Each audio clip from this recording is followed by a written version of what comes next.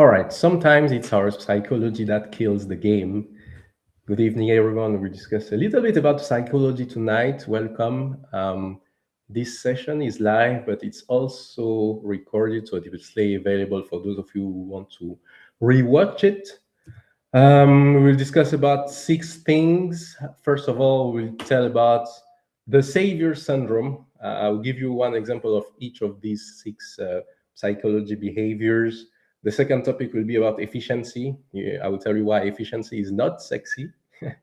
Then we'll discuss the comfort that brings from new machines, and maybe it's misleading sometime. Then we'll discuss the Eisenhower Priorities principle. Maybe you guys know it, but I'll review it quickly. Then the reality of manufacturing markets. That's something also related to psychology, you will see. And after that, we'll discuss about people and processes. So if you guys already have some questions, you can ask them in the chat. Let me check quickly if the audio is fine, and then we'll keep up.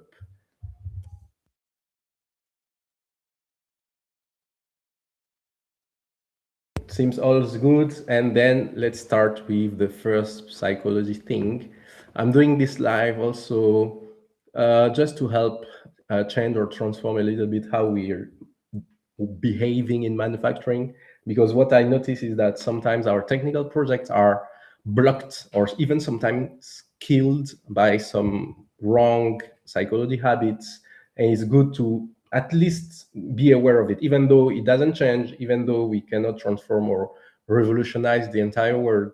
It's also good to remind that, so that at least we are aware of it when we discuss with people in manufacturing. So the first one is the Savior Syndrome. So you guys know this. Sometime we want to put like a superhero in place to solve a problem that we have, either because we are the client and we are suffering with our old machine, or because we are a machine builder and we want like the savior client that will buy or order all our systems.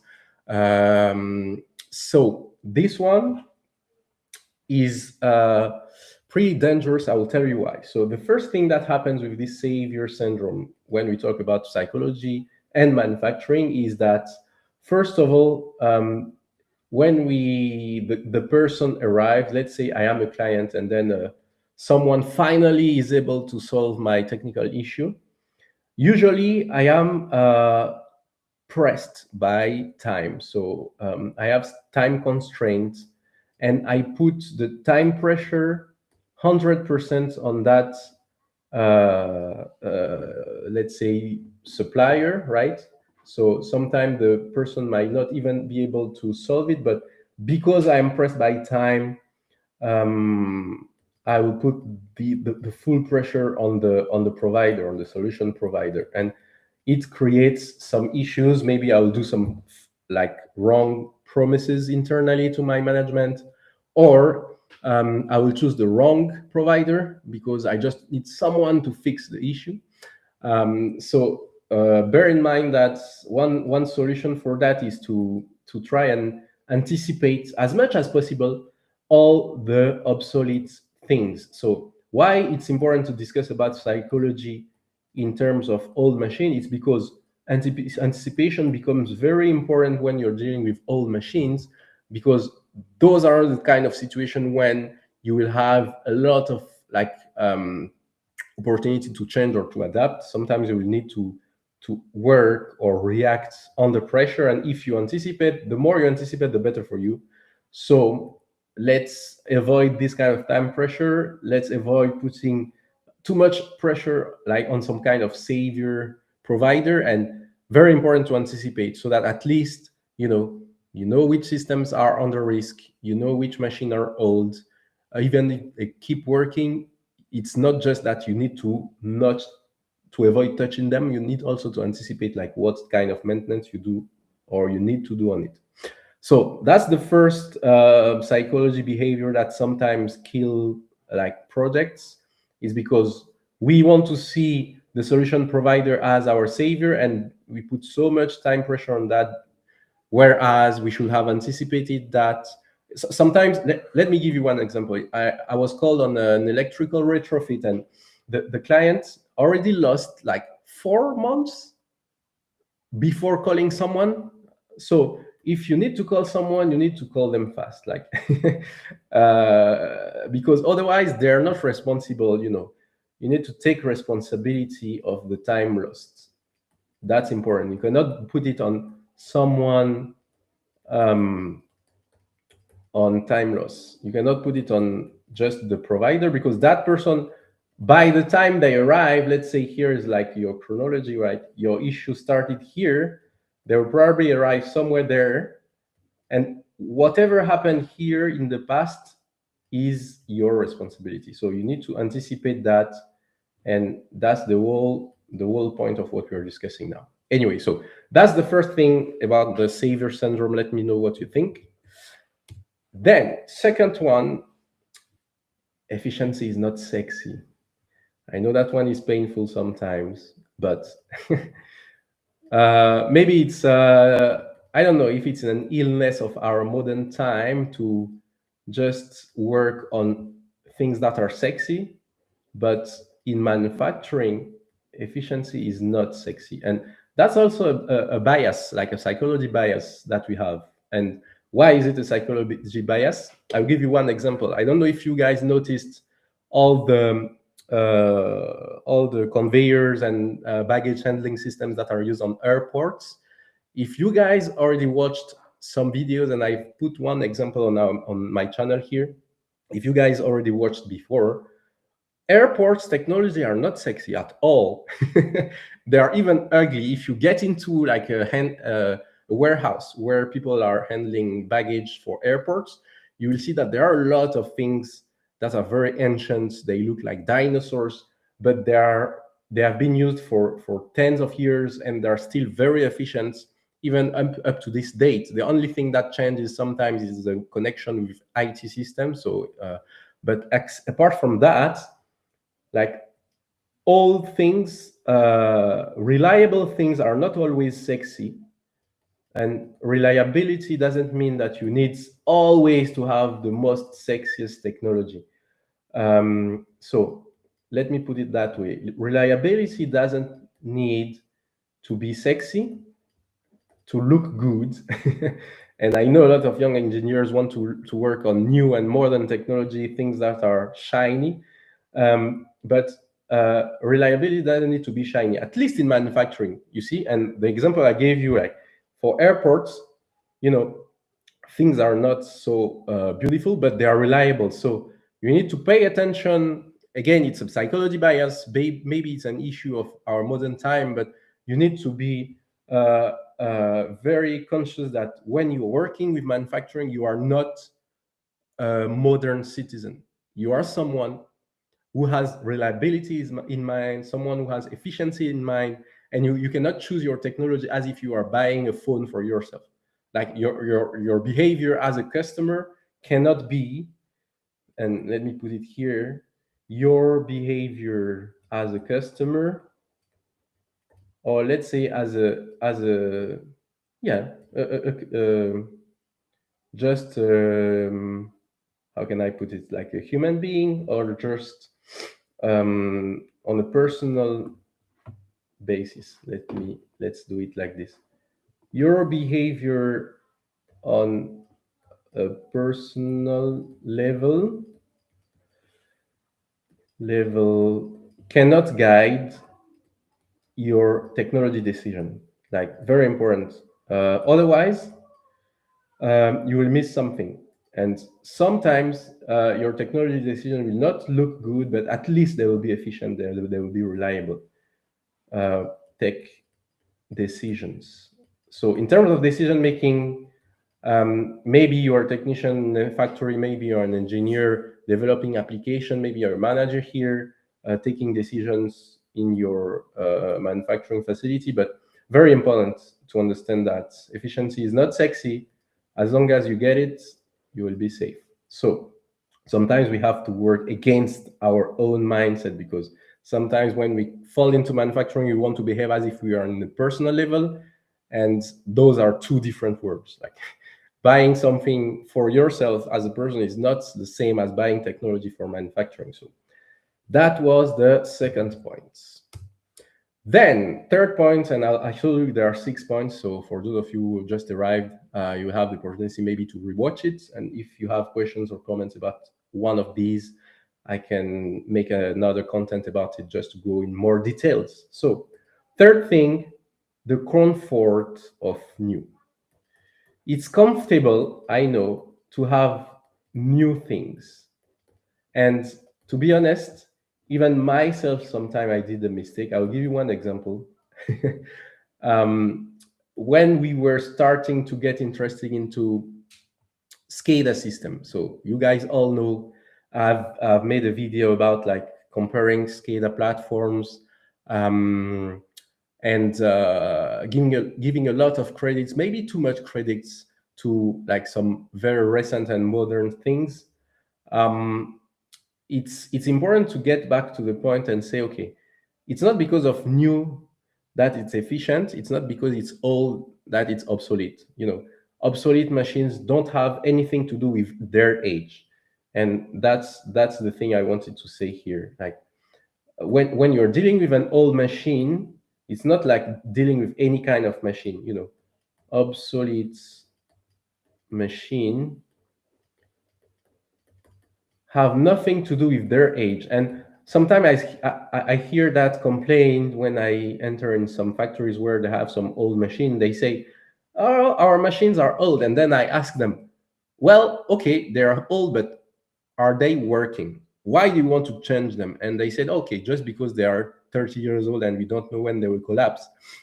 And then the following question usually is that, are you able to buy a machine that is the same level of quality, the same level of reliability, of performance, with the same type of ROI that you got from that same machine? And then they will start to think, when you get them back to the bottom line, to the money part. But the most important thing to remember is that obsolete machines have nothing to do with age. So age is not something that you need to take into consideration. Instead, when you do a proper review, and I will give you one example. When you do a proper review, you will sometimes notice that even some recent technology are already obsolete. And that happens sometimes.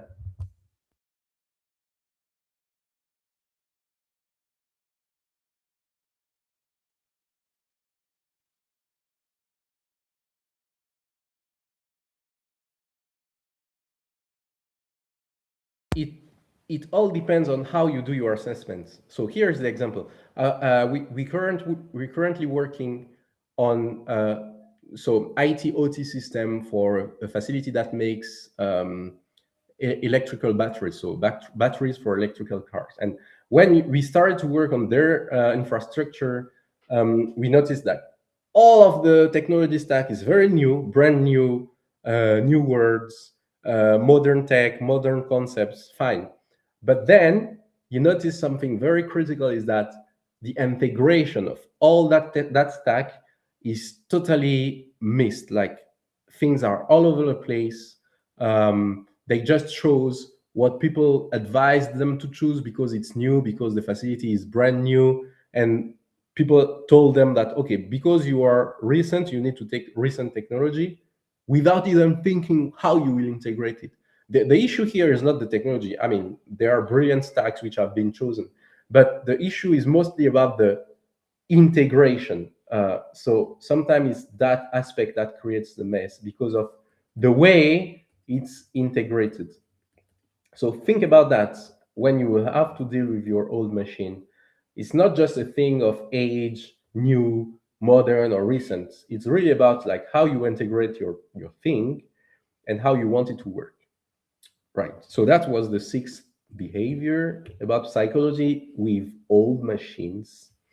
Then, fourth issue that we see sometimes, and again, those are not just criticisms or judgments, I'm just telling something that I noticed. Maybe you guys observe the same thing, but I'm very open to get what you guys think if I'm saying something totally out of the point. But I think it looks like the reality of manufacturing, because those things I'm seeing too much often, and I think it needs some clarification. So Eisenhower priorities, you guys know this priority matrix, right?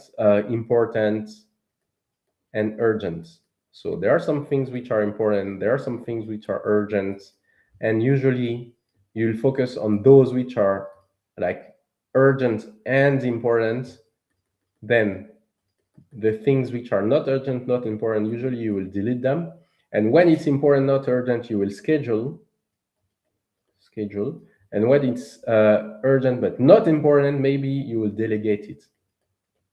That's how it's done. And it has the name of Colonel Eisenhower or General Eisenhower because this is an issue that happened during World War II. He was always facing some things that were urgent, and it was very difficult for him to figure out if it's really important or if it's just urgent. And it's important to get the difference between those two words, you know. And why it creates some psychology bias? It's because we are in a factory, we get an issue with an old machine. Of course, it becomes urgent. And then all of a sudden, it becomes the priority. But maybe that priority is not so important because you have another machine that can take the workload in the meantime. Or maybe because you can totally get rid of that machine because you are no longer producing that product line. There are some contexts like this, or some example like this. You know, one time we were working with a metal industry, so manufacturing site, a lot of milling, oven for the metal, things like that.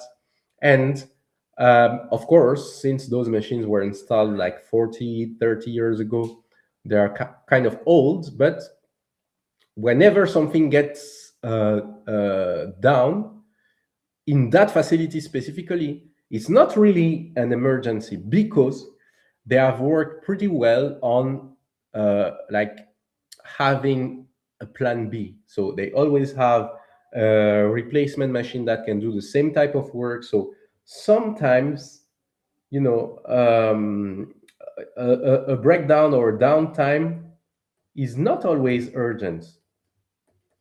You know, it's not all the time that the downtime will create some losses. And again, that's another mistake that we do when we calculate losses. It's not because a machine is down that we have losses. Maybe that machine is already amortized in terms of accountancy. So there is no material cost when it's down.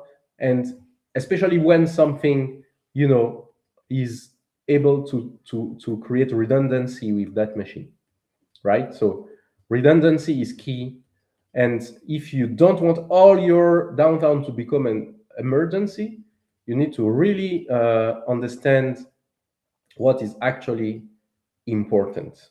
And in order to do that, there are many tools. So usually we do some what we call VSM, so value stream mapping, to know at least your important flow, the things that don't need to stop, and also to really visualize, like on your map, what kind of flows are important because they create actual losses, and what kind of flows are not really important, and when there will be a downtime or a breakdown, it's not necessarily an emergency. So important to understand that principle. And also it's those kind of tools are nice because they help you educate and communicate with your leadership.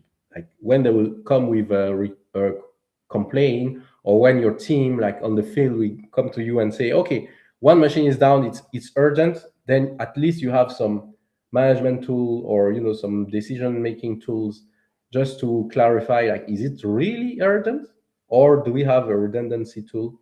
And again, if you want to anticipate all of that, it's even better when you already have mapped everything in the VSM, so value stream mapping. You know which flows are important. And if those flows have a downtime, then you will know that, okay, yes, that is a real emergency. Right, so two other behaviors to go. We'll discuss about the market reality and people and processes. So I hope you guys find it interesting. Let me know what you think. But I was just thinking about that content when I was discussing with the client this week. So I think it will be useful with for everyone. So market reality in manufacturing. The reality of manufacturing is that we need standards. It's not just because we want to bother everyone with like paperwork, but in order for products to be good quality, you know, you need standards, and those standards hate something. They hate change, and that's a good thing, and that's also a bad thing. The good thing is, uh, at least when you don't change your standards, or when you don't change anything at all, you are pretty robust in terms of quality. uh, so the downside of it is that sometimes it creates some resistance to change, and that we see a lot of time. But not all kind of resistance are bad. Sometimes resistance is good because it will help you avoid some wrong decisions. So resistance or to change is not always bad, is good sometimes. And I'll tell you why with one example. So we had that facility where we were doing a retrofit. It's a machine that deals with pacemakers. So basically, that machine has to produce the pacemaker with the same level of quality. And even when you do the retrofit, you don't want to impact that standard, that quality of the product. And the important thing there was that in order to avoid changing the quality of the machine, we had a lot of specification to follow in our retrofit.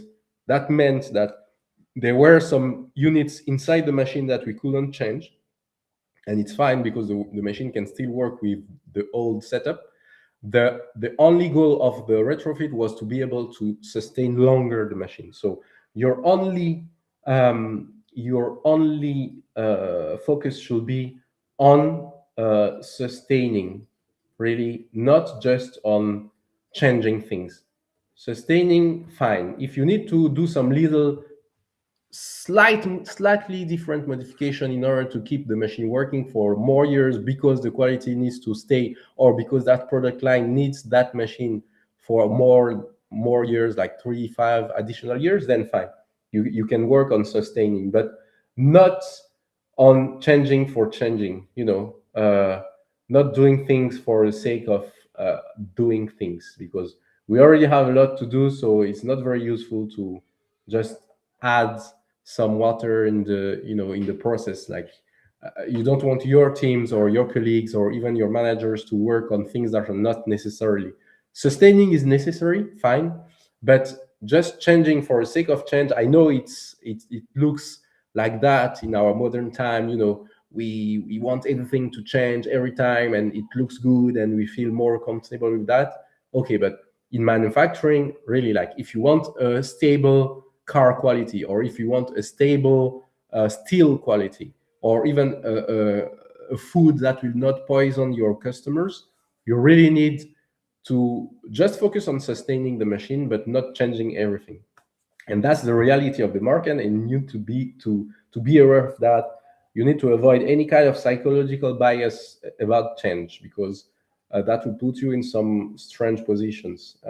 I don't say that we shouldn't do things when we are changing. We just need to focus on sustaining the machine, because sometimes people will tell you, okay, let's run until failure, so we don't change anything, and then we do a big change, 100%.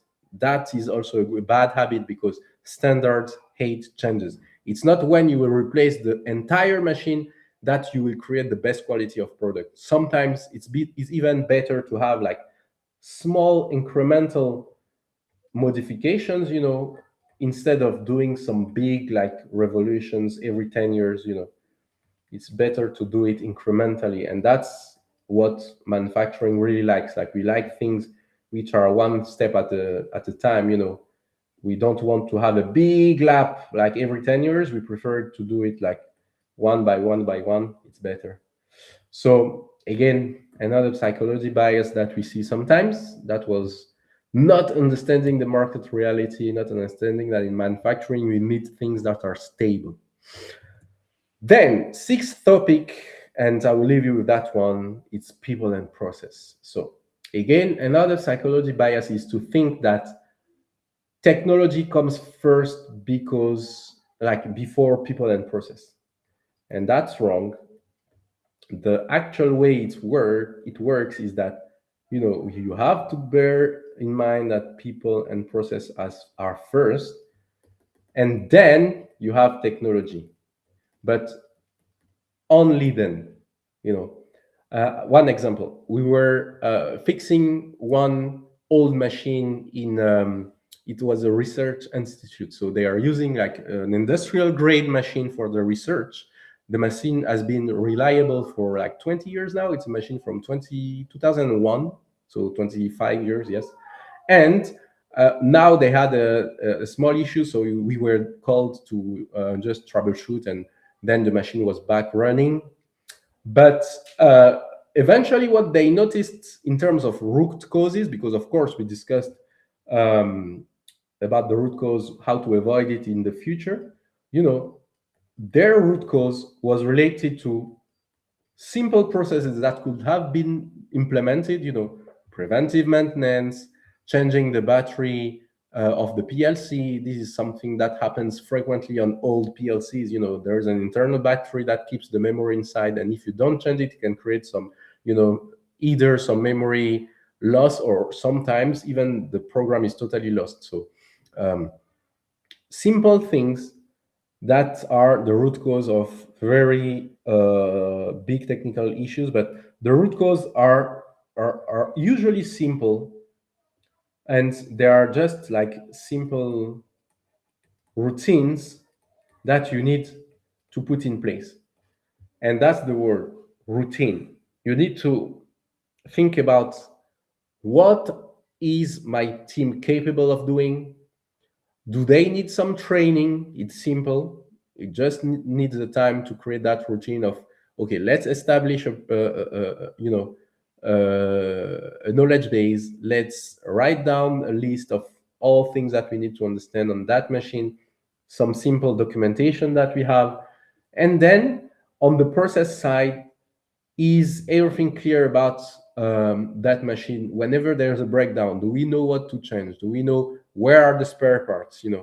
Sometimes the issue is that we don't even know the process for calling the spare part provider. Sometimes we don't even know which provider can provide our spare parts. So all of that is related to people and processes. Sometimes it's skills, sometimes it's about just procedures, but those are the first things that you need to work on. And it's a psychological bias because sometimes people will think that, okay, let's just read and replace with a new machine and it will solve all our problem. But if you don't fix that issue with skills and that issue with the procedures, maybe your new machine will work fine for 1 month, 2 months, maybe a year, but above that threshold, you will have the same issues because you will have maybe a turnover in your team. The new people will not know the technology, and it will become obsolete, even if 1 year ago it was the brand new thing. So again, important to not be biased by your brain. We are all human beings. We have feelings, but sometimes like our feelings, our habits are degrading the efficiency and the stability of our manufacturing environment. So bear in mind those 6 principles. I think I'll stop there. It's already good for today, but yeah, I just wanted to do that quick recap with you guys. Let me know what you think. Do you really think that psychology is the actual issue when we are dealing with old machine? Or do you really think that the age of the machine is sometimes actually an issue? But in my opinion, it's not really. Like, from my experience, I know like there are people more experienced than me, but even from those experienced guys with whom I talk often, I get the same thing. Like, oh, come on, again, it's a human problem, or again, it's because they're making a confusion between their personal life and the way they should lead a manufacturing environment, and those are two different things. So it's an effort, and that's why we are paid for making the distinction between a professional environment and a personal environment. Otherwise, it will be a hobby, and we wouldn't even need to think. We will just go for the thing that looks comfortable for us, that looks reassuring. But sometimes doing the good choice is not sexy again.